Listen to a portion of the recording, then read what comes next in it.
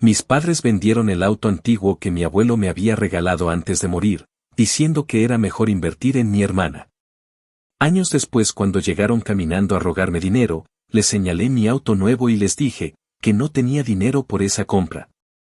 Tu abuelo siempre fue un sentimental, pero ese carro oxidado no te iba a dar futuro. Mejor lo vendimos y usamos el dinero para ayudar a tu hermana con la universidad. Esa fue la frase exacta que me soltó mi papá mientras me quitaba de las manos las llaves del Chevy Malibu del 79 que mi abuelo me había regalado apenas 2 semanas antes de morir. La escena sigue repitiéndose en mi cabeza como una pesadilla en cámara lenta, el llavero con la insignia de los indios de Cleveland cayendo de mis dedos, el sonido del motor apagado en la entrada de la casa. La mirada cómplice de mi madre detrás de la ventana y el hueco en el estómago al sentir que me habían arrancado mucho más que un auto viejo. Tenía 18 años, acababa de terminar la preparatoria, trabajaba medio tiempo en una ferretería local, y ese carro no era un simple montón de metal oxidado, era un recuerdo vivo de mi abuelo. De las tardes que pasamos en su garaje en Parma X, de la primera vez que me dejó girar el volante aunque apenas alcanzaba los pedales. De las historias que me contaba sobre cómo había manejado hasta Cincinnati en los 70 solo para ver un concierto de Springsteen. Ese Malibu representaba su vida, su cariño, su confianza en mí. Y lo único que me quedó de él fue ver cómo desaparecía por $2,500 en Craigslist en manos de un desconocido que ni siquiera le cambió el aceite antes de presumirlo en su propio Facebook. Recuerdo que ese día me lancé contra mi papá como si pudiera recuperar el carro a golpes de gritos. Ese auto era mío, abuelo me lo dio a mí, no tenían derecho a venderlo. Mi madre respondió con esa voz pasivo-agresiva que me ponía los nervios de punta: no seas egoísta, tu hermana necesita más que tú. Algún día lo entenderás. Yo estaba tan furioso que temblaba, sentía las manos sudorosas, la garganta seca y el pecho a punto de estallar. Entender que siempre soy el que se queda sin nada, que lo que es mío nunca me pertenece porque tienen que dárselo a ella, eso es lo que debo entender. Mi papá me mandó callar con un bájale, cabrón, en esta casa nadie te debe nada. Fue como si en un solo movimiento me hubieran quitado a mi abuelo, mi herencia emocional y cualquier rastro de respeto que todavía me quedaba por ellos. El auto apareció en línea apenas 2 días después, un anuncio con fotos mal tomadas en un estacionamiento cualquiera de Cleveland. El precio, $2,500 firmes. Lo reconocí de inmediato por el rayón en el costado izquierdo y la calcomanía de los Cavaliers pegada en la ventanilla trasera. Mi papá ni se molestó en ocultar la transacción, de hecho, se jactaba en la mesa: menuda ganga conseguimos, con ese dinero tu hermana podrá comprarse sus libros el próximo semestre en Kent State. Mi hermana, que siempre había sido la favorita, sonrió con esa falsa humildad que escondía un placer evidente. Yo apenas pude tragar la comida. La carne me sabía a hierro, como si estuviera masticando mi propio resentimiento. Ese verano se convirtió en un infierno emocional. Mis amigos hablaban de sus planes para la universidad, de los viajes de carretera que harían antes de empezar clases, de los carros que les habían comprado sus padres como regalo de graduación. Yo me presentaba en la ferretería 6 días a la semana, apilando sacos de cemento y cortando llaves duplicadas, todo con la imagen del Malibu desapareciendo en mi cabeza. No me dolía no tener dinero, me dolía la traición, la falta de consideración, la facilidad con la que mis padres podían borrarme del mapa emocional de la familia. El auto no era un lujo, era el recuerdo físico de mi abuelo, y me lo habían robado para financiar a alguien que ni siquiera terminó agradeciendo el sacrificio. Hubo un momento que marcó definitivamente mi relación con ellos. Una tarde de julio, en pleno calor húmedo de Ohio, encontré a mi papá revisando unos papeles en la sala. Le pregunté directo: ¿qué hicieron con el dinero del carro? Él ni levantó la vista. Ya te dije, lo invertimos en tu hermana. Ella tiene futuro, tú te las arreglarás solo. No puedes vivir de recuerdos. Esa última frase me perforó como un clavo en el pecho. Yo vivía de recuerdos porque eran lo único que tenía, porque en esa casa nunca me dieron otra cosa. Mi madre entró con un vaso de té helado y remató: deberías agradecer que tus padres piensan en el bien común. Un día verás que lo hicimos por amor. Amor. Esa palabra usada para justificar cualquier atropello. Me encerré en mi cuarto esa noche y lloré como un niño, pero en medio de las lágrimas hice una promesa silenciosa: nunca les perdonaría esa humillación, y algún día ellos entenderían lo que significa ser reemplazado. Cuando cumplí 19 me mudé a Columbus para empezar la universidad. Mis padres me despidieron como quien se quita un peso de encima. Me dieron una caja con cosas que ni siquiera eran mías y una despedida fría en la entrada de la casa. Mi madre me abrazó rápido, mi papá apenas dio un apretón de manos. En el fondo, creo que estaban convencidos de que yo no iba a lograr nada, que siempre sería el otro hijo, el que se conforma, el que no recibe. Yo me fui con lo puesto, un par de maletas, una mochila raída y un resentimiento que me acompañaba como gasolina en las venas. El autobús hacia Columbus olía a sudor y comida barata, pero yo lo sentía como el primer paso hacia mi venganza. En los primeros años fuera de casa, la vida no fue fácil. Compartía un cuarto diminuto con un tipo que estudiaba arquitectura, pagaba $650 de renta que parecían 6.500 por lo apretado que vivía, y sobrevivía a base de ramen y café instantáneo. Trabajaba en un campus café de noche y en un taller de bicicletas los fines de semana. Pero cada turno, cada propina, cada dólar que guardaba era un ladrillo más en el muro que me separaba de mis padres. No necesitaba lujos, necesitaba independencia, necesitaba probar que no era el fracaso que ellos siempre insinuaban que sería. Cada vez que veía un auto viejo en la calle, especialmente algún Malibú, sentía un hueco en el estómago, pero también un recordatorio: todo lo que hago es por ese recuerdo que me arrebataron. Mi hermana, mientras tanto, iba a Kent State, presumía en redes sociales de sus salidas con amigas, sus viajes improvisados, sus cenas en restaurantes caros que, según ella, pagaba con su trabajo de medio tiempo. Aunque todos sabíamos que eran mis padres quienes la mantenían. A veces me mandaba mensajes condescendientes, disculpas disfrazadas de generosidad: sé que fue duro lo del carro, pero al menos fue por una buena causa. Nunca le respondí. La veía como cómplice, aunque quizá no hubiera movido un dedo directamente. Su sonrisa en aquella cena, su falta de empatía, fue suficiente para condenarla en mi memoria. La tensión con mis padres creció con la distancia.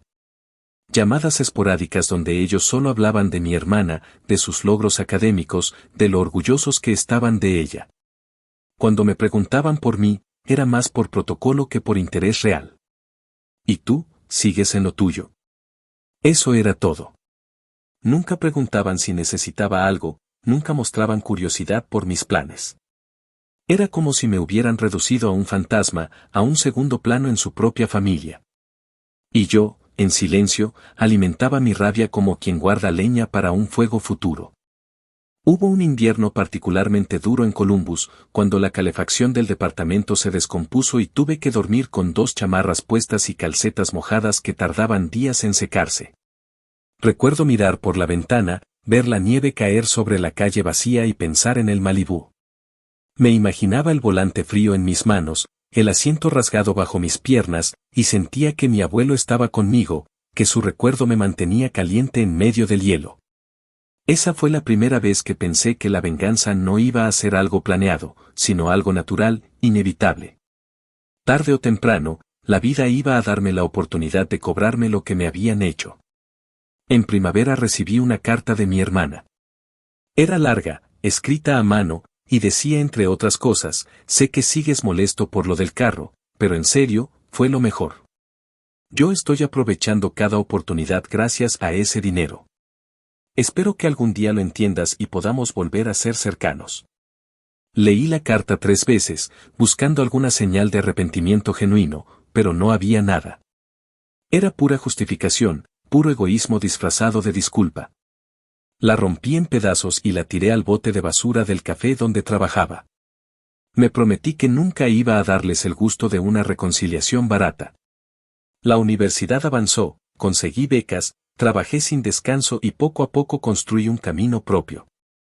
Nunca dejé de recordar aquella escena en la sala de mi casa, las llaves arrancadas de mis manos, el desprecio en las voces de mis padres. Era como un tatuaje invisible en mi memoria, un recordatorio de quién era y de lo que no quería volver a ser. Y aunque el dolor seguía ahí, ya no me consumía, se había transformado en gasolina para mi ambición, en acero para mi voluntad. El día que me gradué, con el diploma en la mano y mi nombre pronunciado frente a cientos de personas, supe que mi venganza ya había comenzado. Ellos no estaban en la ceremonia. Ni mi padre, ni mi madre, ni mi hermana. Y yo, en lugar de sentir tristeza, sentí alivio. Porque sabía que el próximo capítulo de mi vida no les iba a pertenecer. Y que algún día, cuando volvieran a buscarme, yo tendría la oportunidad de recordarles con una sola frase lo que significa quedarse sin nada. Actualización 1. 2 semanas después de haberme mudado de la casa de mis padres, todavía sentía el olor a cartón húmedo impregnado en la ropa. Mis maletas eran viejas, heredadas de un tío, con cierres oxidados que apenas cerraban, y lo poco que cargaba conmigo parecía gritar lo evidente: estaba empezando de cero, sin carro, sin dinero y, en cierto modo, sin familia. Había llegado a Columbus en un autobús Greyhound que me dejó en la terminal central.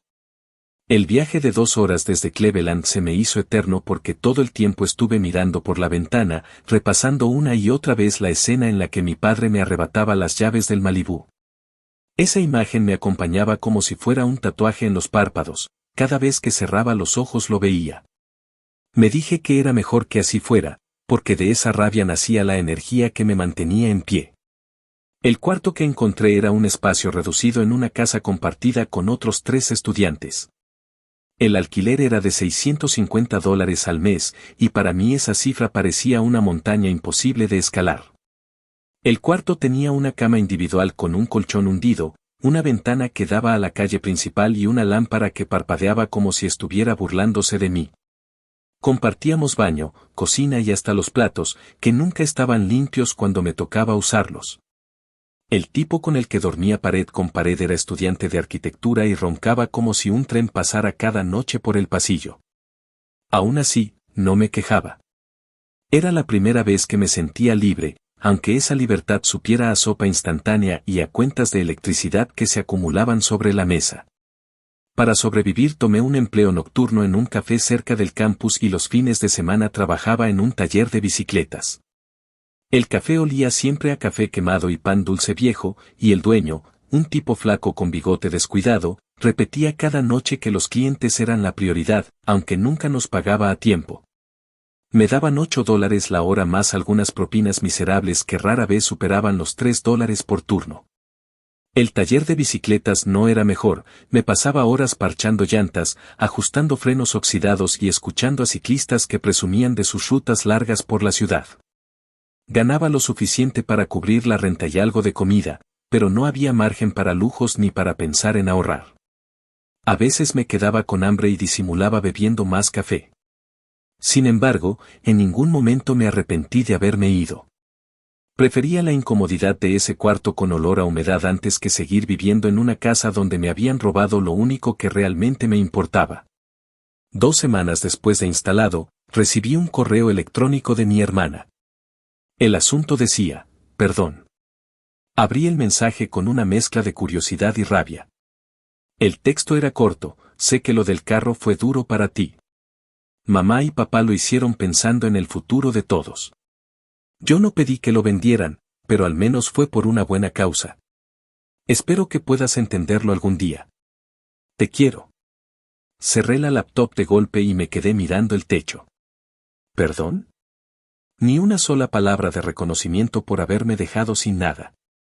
Ni siquiera un gesto real de empatía.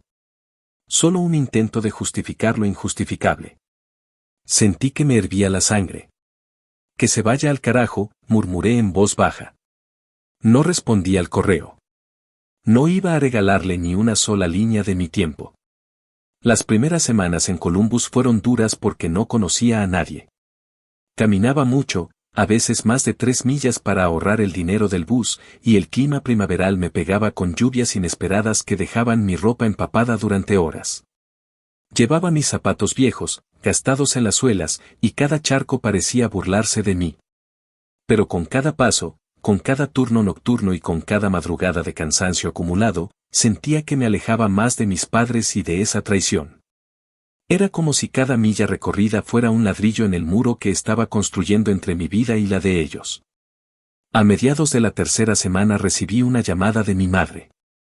La pantalla de mi celular barato se iluminó con su nombre y por un momento pensé en ignorarla, pero contesté. Hola, hijo, dijo con ese tono frío disfrazado de cariño. ¿Cómo te va en Columbus? Respondí breve, bien, trabajando. Ella suspiró. Me alegra. Solo quería decirte que tu hermana está muy emocionada con las clases de este semestre.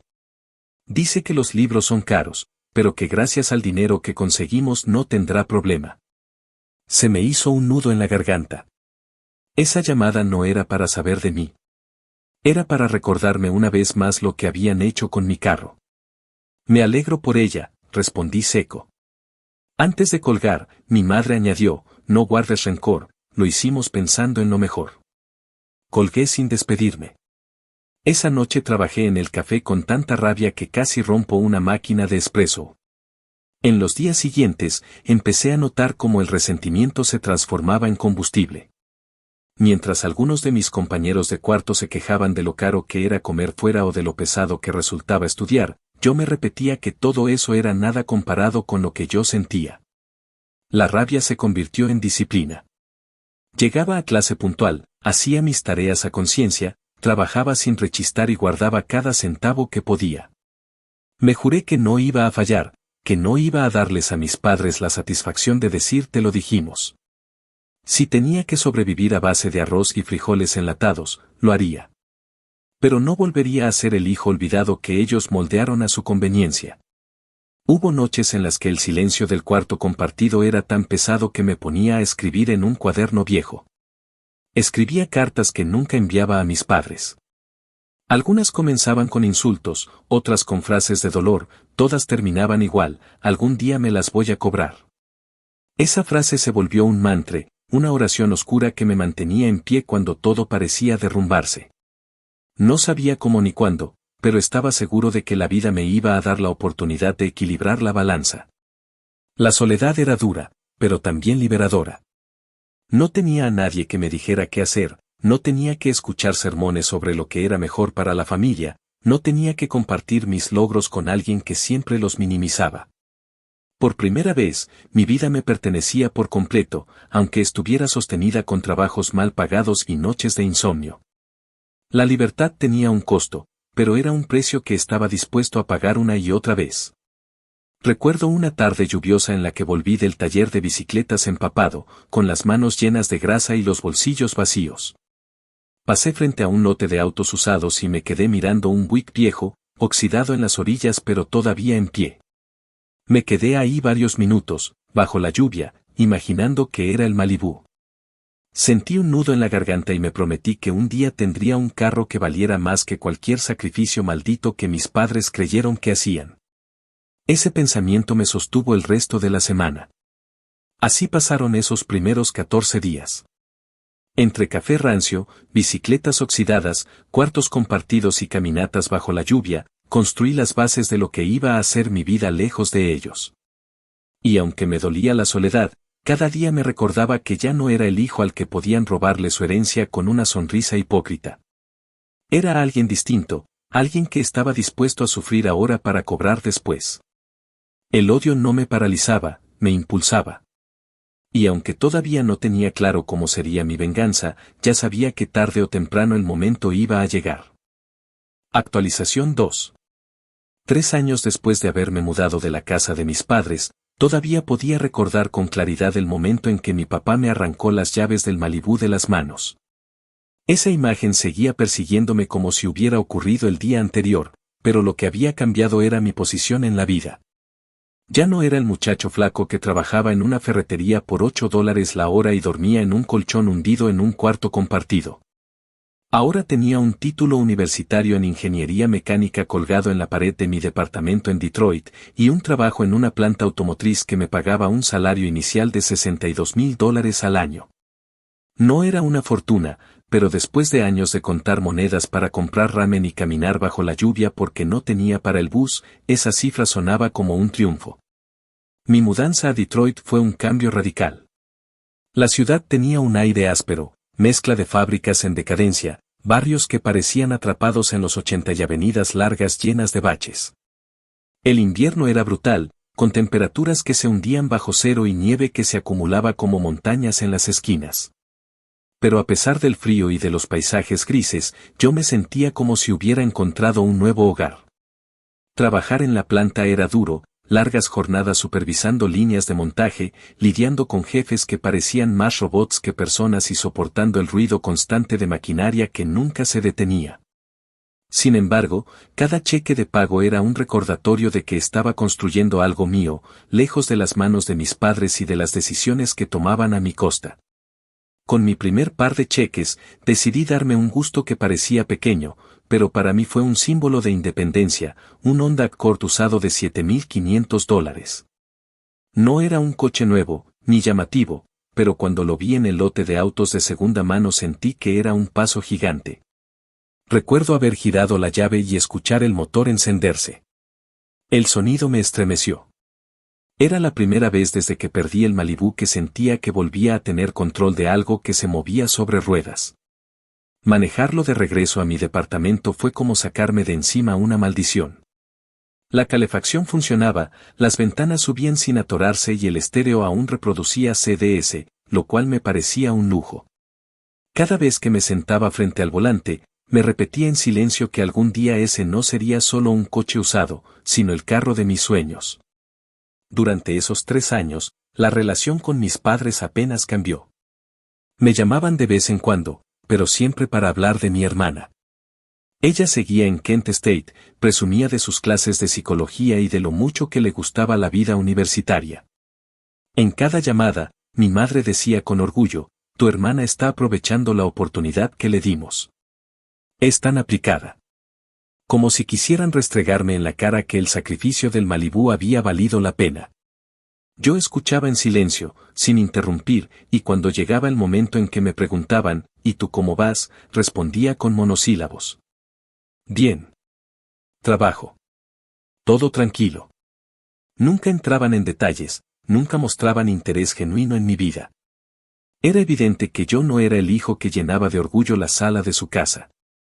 Era solo el que sobrevivía lejos de ellos.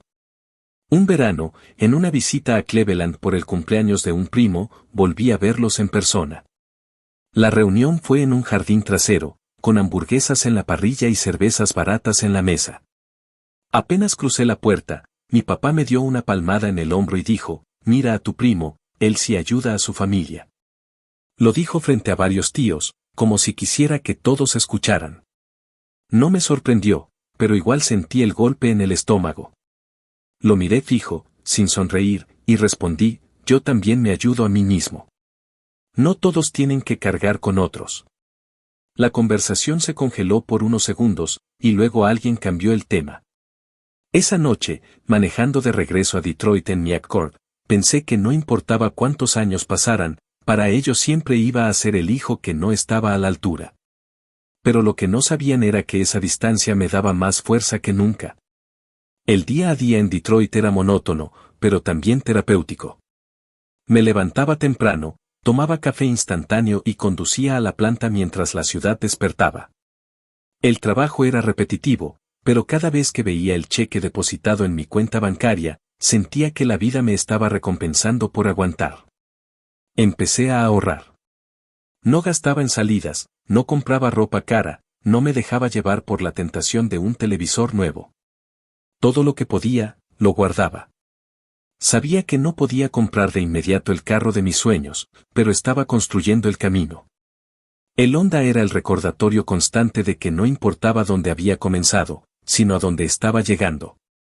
Un día, en pleno invierno, mientras rascaba el hielo del parabrisas del Accord a las 6 de la mañana, recibí un mensaje de texto de mi madre. No te olvides de llamar a tu hermana, está nerviosa por sus exámenes finales. Me quedé mirando la pantalla con el hielo derritiéndose en mis manos.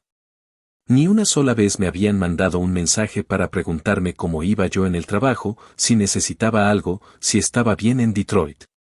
Siempre era sobre ella. Siempre. Borré el mensaje sin responder y encendí el motor. El calor del aire acondicionado tardó en llegar, pero no me importó. El silencio de ese auto usado me hacía sentir más acompañado que cualquier llamada de ellos. En esos 3 años aprendí a endurecerme. Ya no lloraba por las noches pensando en el Malibú. Ya no escribía cartas enojadas en cuadernos. Ahora escribía planes.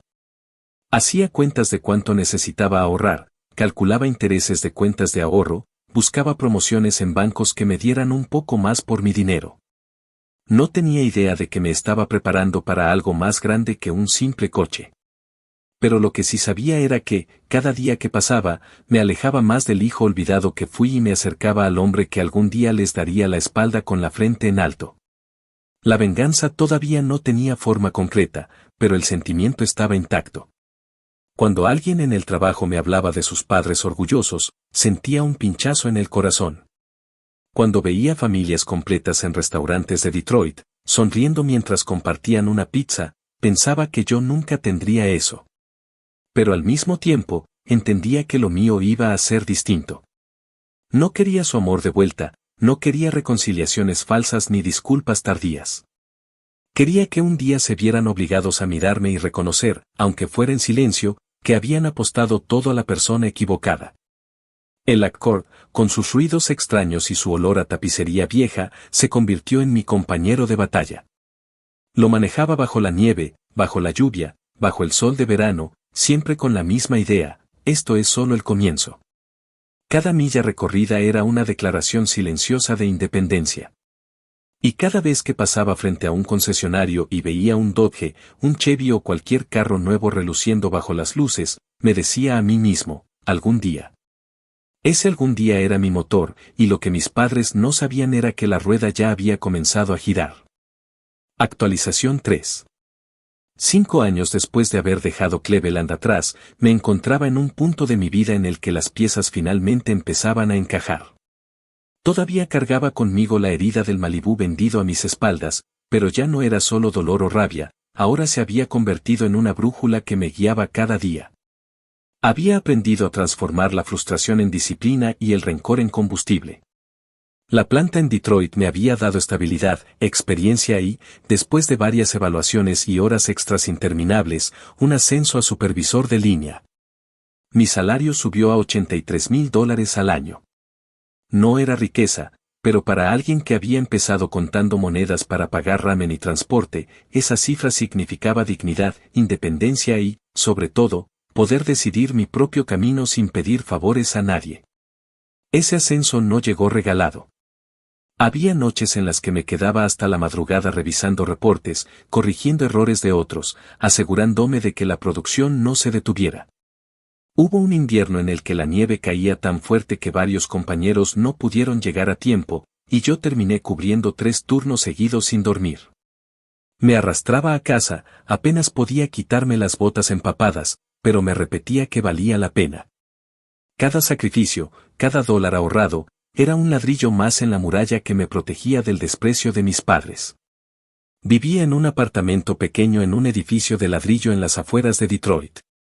No era lujoso, las escaleras olían a humedad, los vecinos eran ruidosos y el agua caliente a veces fallaba, pero era mío.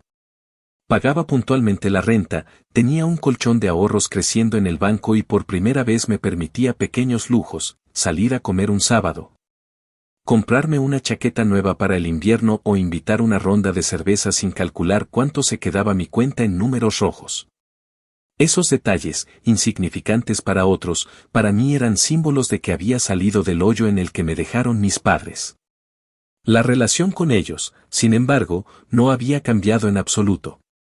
Las llamadas que recibía seguían siendo esporádicas y siempre con el mismo guión: actualizaciones sobre mi hermana, comentarios sobre lo orgullosos que estaban de ella y apenas una pregunta superficial sobre mi vida.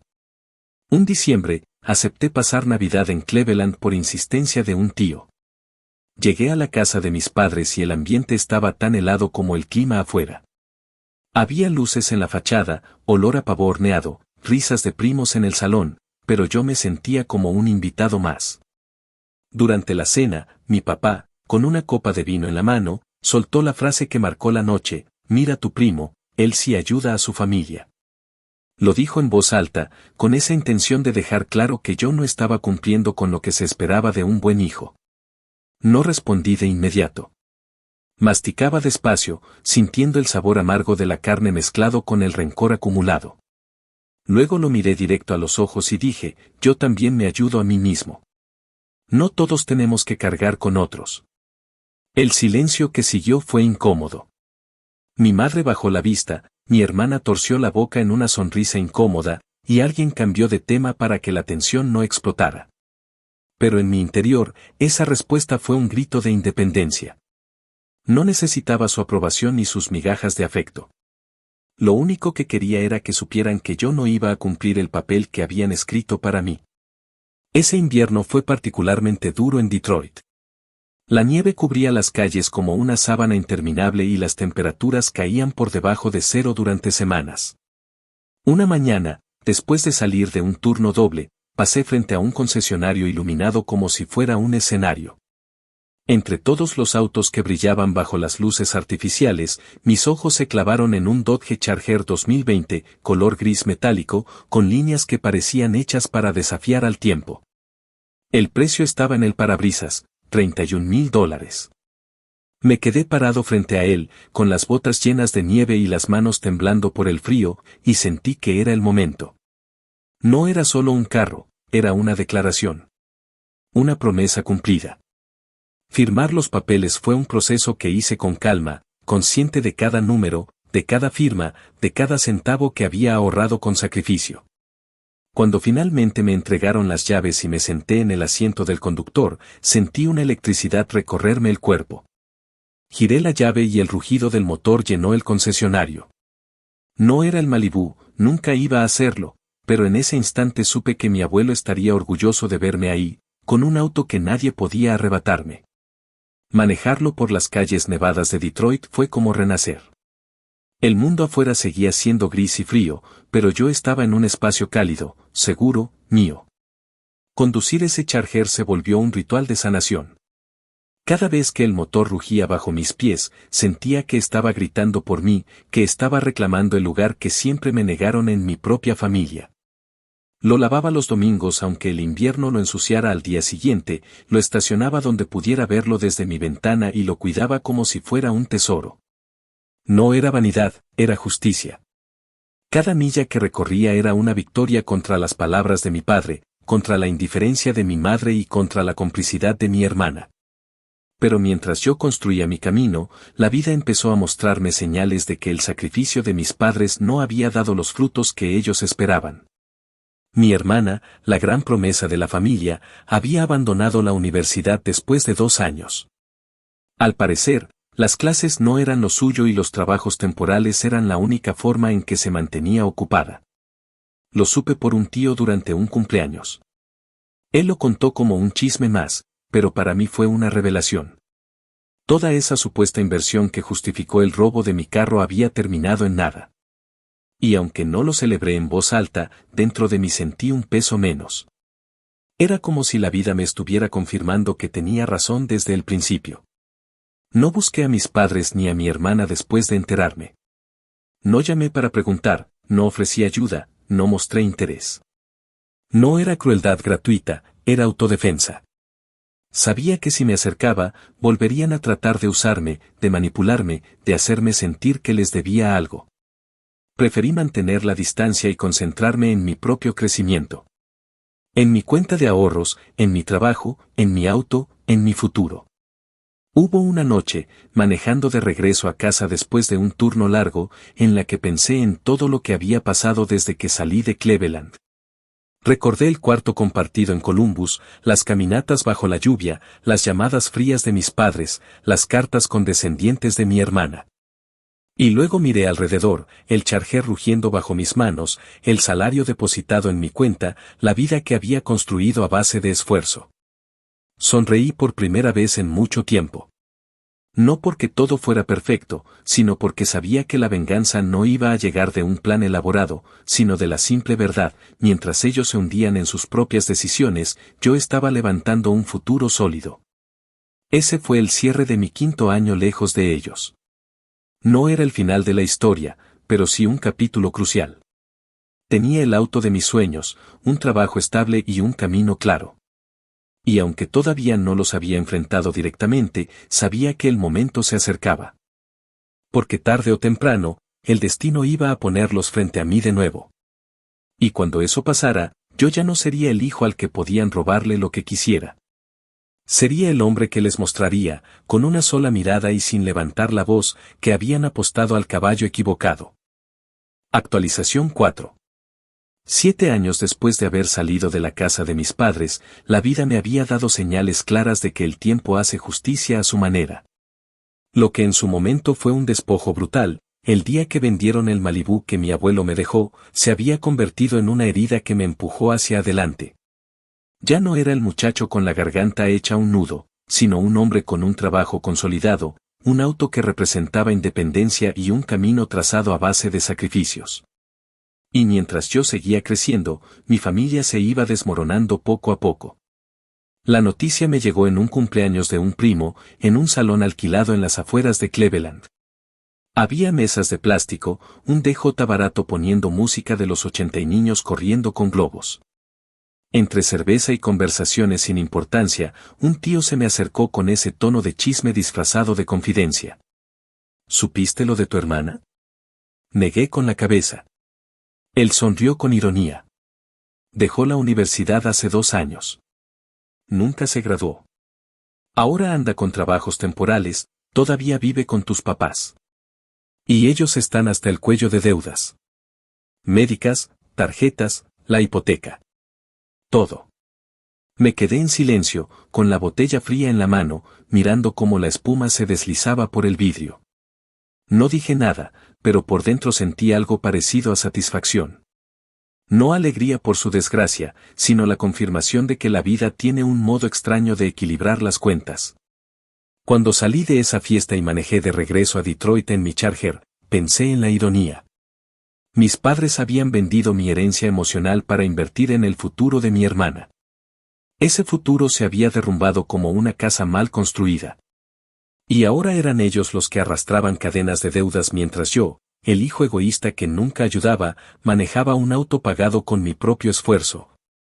Vivía en un departamento que no dependía de nadie y tenía dinero guardado en el banco. El trabajo en la planta se había vuelto rutinario. Ya no era el supervisor novato que se quedaba hasta tarde para demostrar que podía con todo. Ahora conocía cada línea de montaje, cada ruido extraño en las máquinas, cada truco para que la producción siguiera sin detenerse. Mi salario era suficiente para vivir con tranquilidad, y mis ahorros crecían como un tesoro escondido. No me daba lujos excesivos, pero ya no necesitaba calcular cuánto gastaba en un café o en una cena fuera. Esa tranquilidad era mi mayor logro, porque contrastaba con la inestabilidad en la que vivían mis padres. De vez en cuando, ellos intentaban mantener contacto. Una llamada rápida, un mensaje frío. Siempre con el mismo guión, hablar de mi hermana, de lo difícil que estaba el trabajo, de los problemas económicos. Nunca un ¿cómo estás?, genuino. Nunca un reconocimiento a lo que había logrado. Y yo tampoco lo buscaba.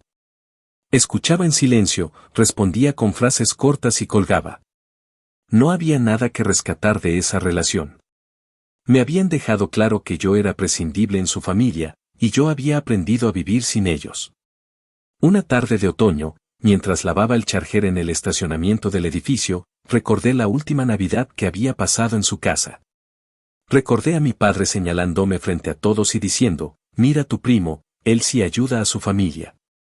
Y pensé en cómo ahora, 7 años después, ese primo vivía todavía en el mismo barrio, con un trabajo mediocre y quejándose siempre de la falta de oportunidades, mientras yo estaba construyendo algo con mis propias manos. Esa comparación me hizo sonreír.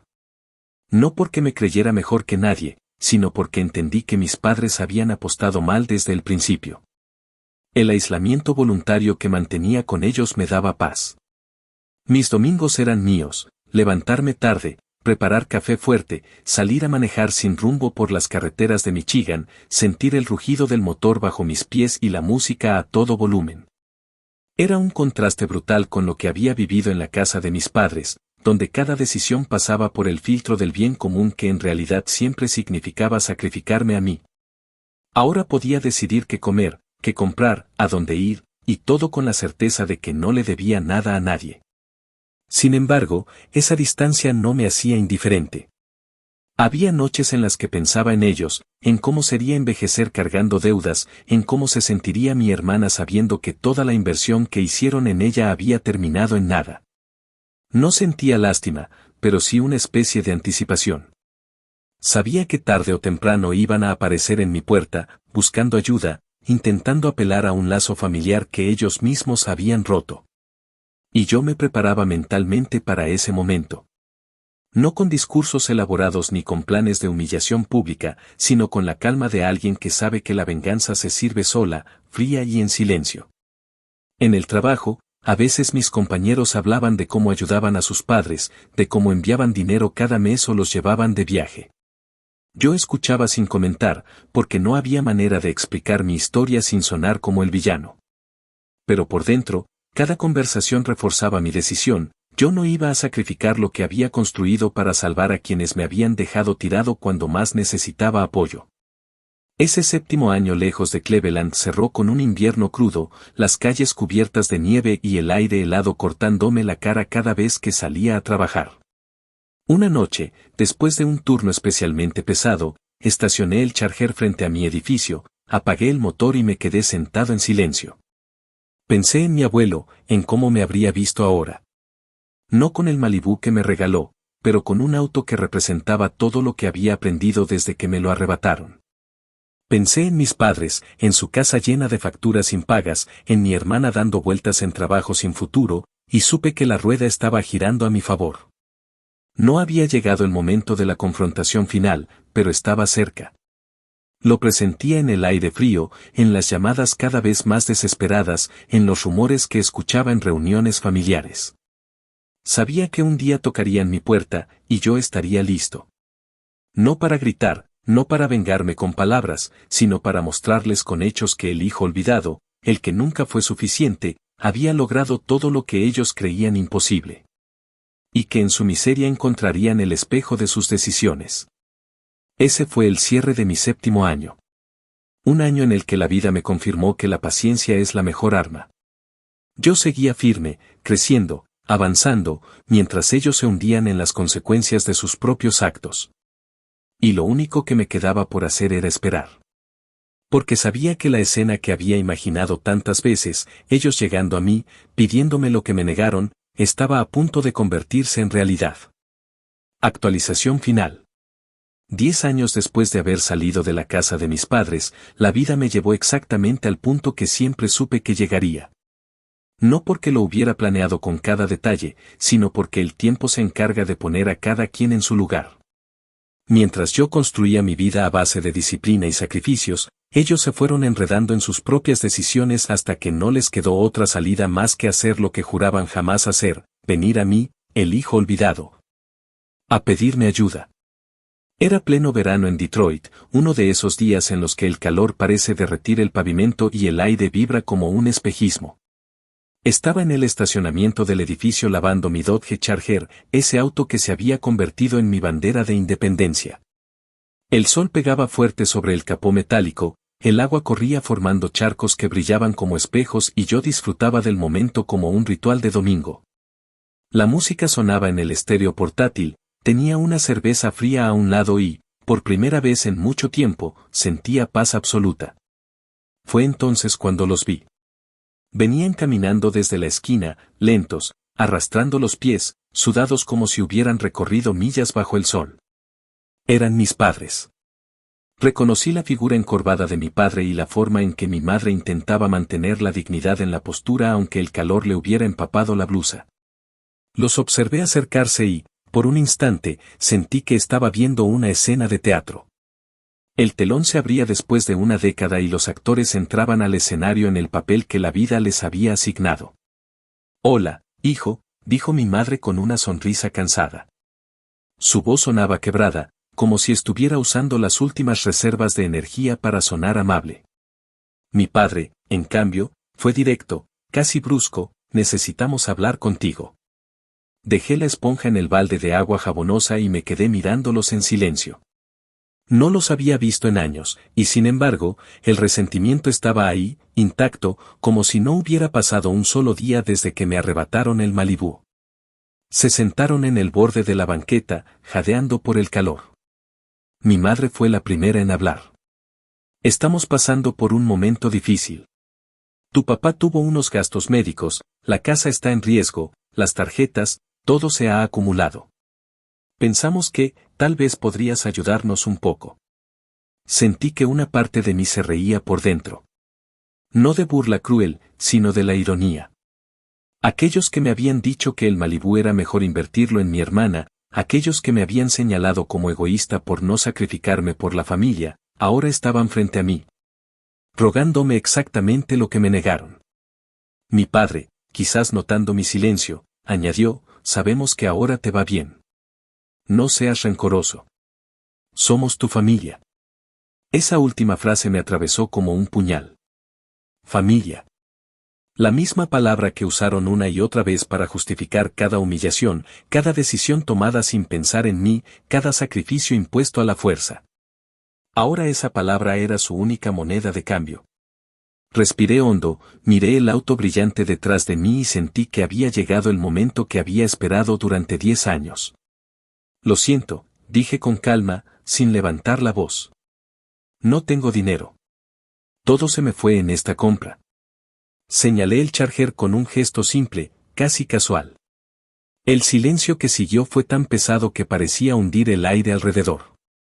Podía escuchar el zumbido de los insectos, el agua chorreando del balde, el crujir de mis propias botas en el pavimento caliente. Mi madre abrió la boca como para responder, pero no salió nada. Mi padre apretó los labios, frunció el ceño y bajó la mirada. No hubo gritos, no hubo insultos, no hubo súplicas dramáticas. Solo un silencio lleno de derrota. Después de unos segundos, se levantaron despacio y comenzaron a caminar de regreso por donde habían venido.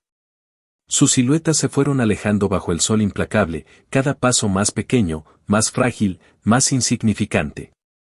Me quedé de pie, con la esponja aún húmeda en la mano, mirando cómo desaparecían en la distancia. No sentí culpa. No sentí remordimiento. Lo que sentí fue alivio. Como si, en ese instante, el fantasma del Malibú se hubiera desvanecido por fin. Todo el peso que cargué durante una década se evaporó en ese estacionamiento bajo el sol de Detroit. No necesité gritarles que me habían fallado, no necesité recordarles cada injusticia. El auto detrás de mí, reluciente, era suficiente. Era la prueba de que había salido adelante a pesar de ellos, no gracias a ellos. Ese día confirmé lo que siempre supe, la mejor venganza no es la humillación pública ni el desquite con violencia. La mejor venganza es construir una vida tan sólida que aquellos que te despreciaron tengan que reconocer, aunque sea en silencio, que se equivocaron contigo. Yo no necesitaba más. No necesitaba que me pidieran perdón ni que admitieran su error. Con verlos caminar cabizbajos bajo el sol, con escuchar el eco de sus pasos alejándose sin respuesta, tuve suficiente. Esa noche me senté en el balcón de mi departamento con otra cerveza fría. Miré el Charger estacionado abajo, brillando bajo las luces del estacionamiento, y pensé en mi abuelo. Recordé sus manos engrasadas, sus historias, su risa cuando me dejaba girar el volante siendo apenas un niño. No tenía el Malibú, pero tenía algo más grande, la certeza de que honré su memoria construyendo mi camino sin depender de nadie. Y supe que, donde quiera que estuviera, estaría orgulloso de mí. Así terminó todo. No con un grito, no con una pelea, no con lágrimas. Terminó con un no tengo dinero dicho con calma, con un gesto hacia un auto nuevo y con la dignidad intacta. Esa fue mi venganza, servida fría, después de 10 años de espera. Y nunca había sabido tan bien.